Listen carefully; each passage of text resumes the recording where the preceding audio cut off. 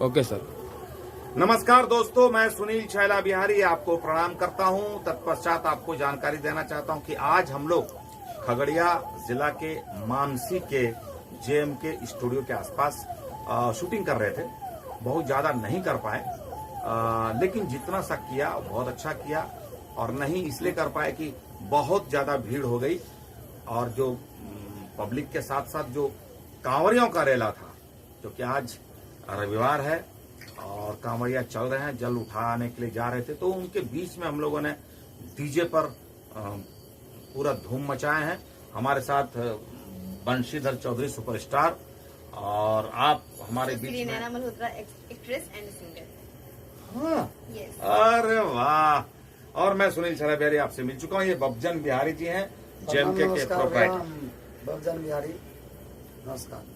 तो आज हम लोगों ने शूट किया, बहुत जल्द आपको चैनल पे आ जाएगा, सभी चैनल पे मिलेगा।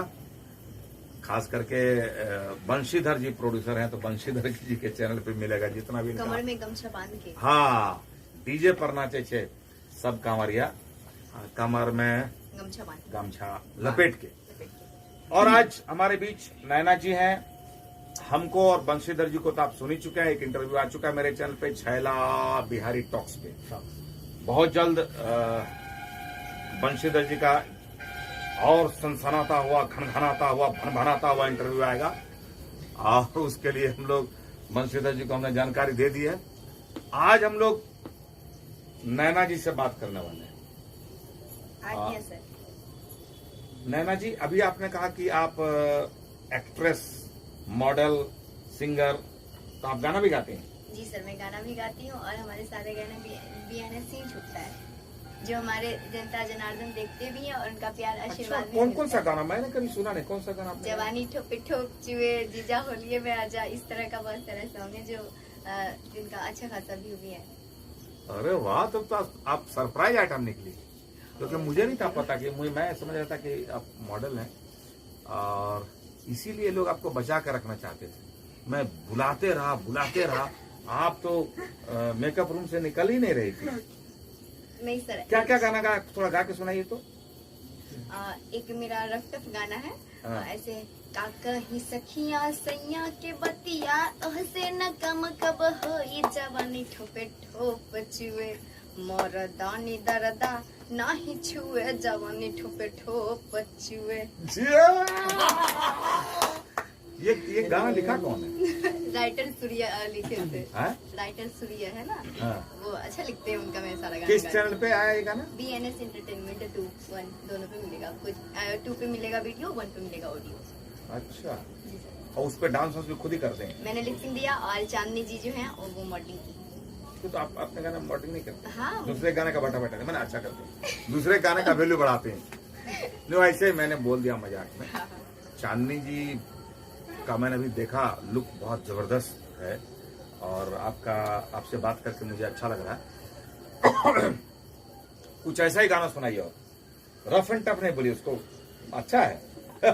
खामोश, अभी ज्यादा बात नहीं करेंगे, अभी मेरे को गाना सुनने का मूड है। और हाँ, और कुछ सुनाइए जो मैंने खुद गाई है वो, या कि और का? नहीं, पहले तो आप अपना सुनाइए, उसका दूसरे का भी सुनेंगे बाद में। बंशीधर जी मूड में आ रहे हैं। ये सब स्टाइल जब मैं आपसे इंटरव्यू लेता हूँ तो आप नहीं देते हैं। अभी जब भी मैं आपका इंटरव्यू करूंगा ना, तो नैना जी को रखूंगा। नैना जी, सुनाने को तो सुना ही सकती हूँ, पर मेरे मुंह से मेरे खुद का सॉन्ग गाने में हमें शर्म आती है।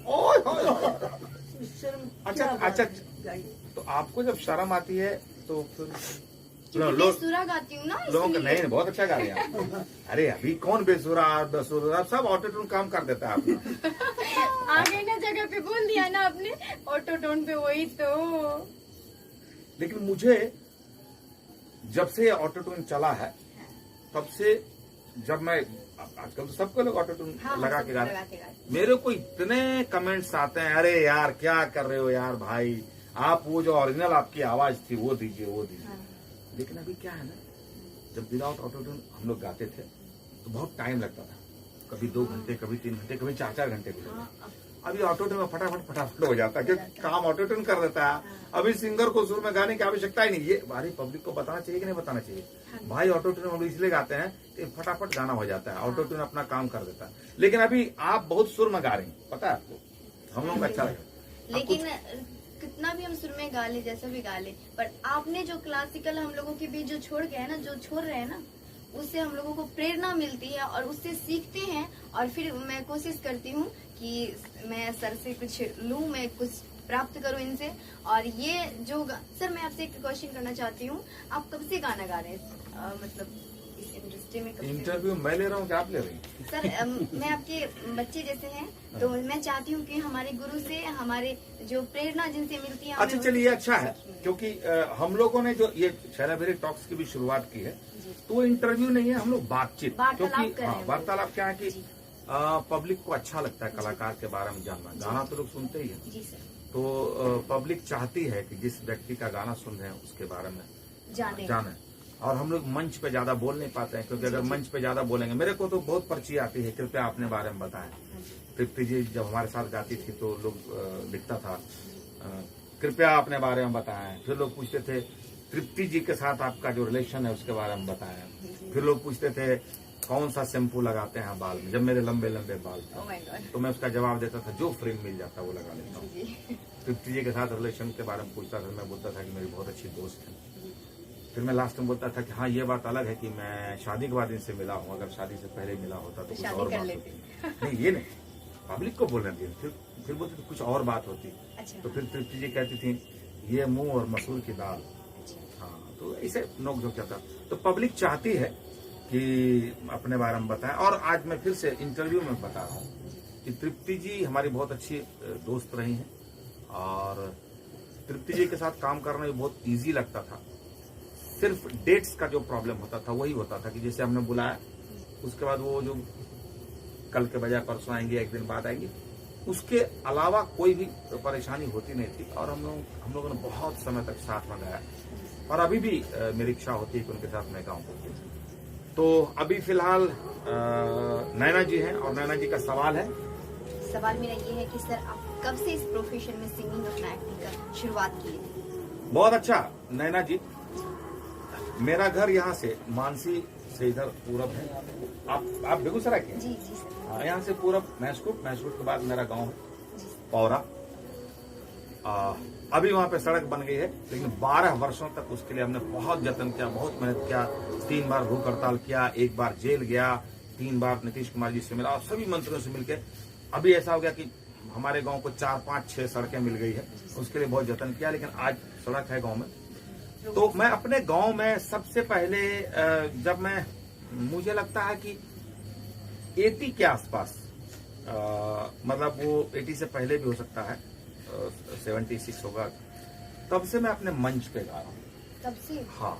और मैं बहुत खुशकिस्मत हूँ, मैं आज जहां भी हूँ उसका पूरी श्रेय मैं अपने गांव वाले को देता हूँ। क्योंकि जब मैं मंच पे आता था, और एक और इंटरेस्टिंग बात मैं बताता हूँ कि पहली बार जब मैं मंच पे आया था तो मेरा एक मित्र था जो गाना गाता था, वो किशोरदा का गाना गाता था। वो सब गाता था खाई के पाहन बना रस वाला, खुली जाए बंद अकल का ताला।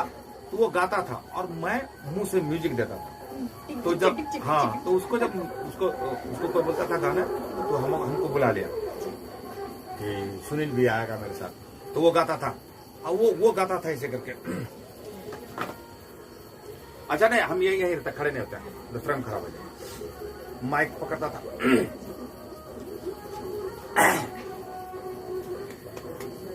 हेलो गोमला के 2 बार गए तो गए नहीं, जितना माइके ठोकते। उसके बाद हम अरे भंग का रंग जमा हो चकाचक, जैसे भी गाता था। जब गाना शुरू होता था खाई के पाहन बना, हमने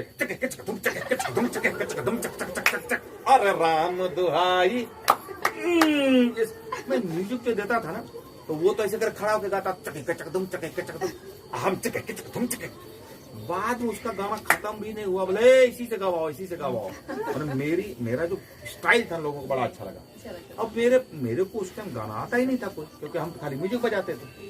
तो जब डिमांड हो गया गाने का तो मैं सोचा क्या गाऊं। मेरे दिमाग में गाना आया, रेडियो में सुनता था, मकैया मकैया मकैया मकैया मकैया मकैया रे तोर गुन गैलो नहीं जाला, मकैया रे तोर